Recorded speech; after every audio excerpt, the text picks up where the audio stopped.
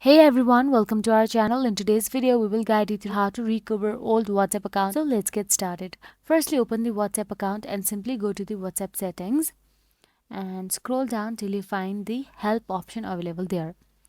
So guys, if you no longer have access to the phone number associated with your old WhatsApp account and cannot receive the verification code, you may need to consider alternative methods or contact WhatsApp support for further assistance. Now simply tap on Help Center, and inside Help Center, scroll down till you find Contact Support option available there and simply tap on it.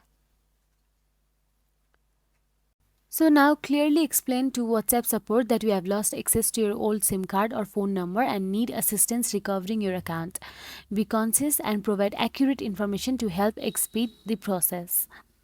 Now simply tap on the next option available there.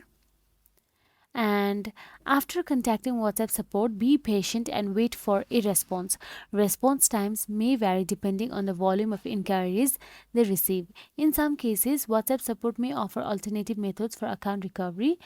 Now, after you are inside this brief description of how to recover your account, simply scroll down and tap on the No option available there.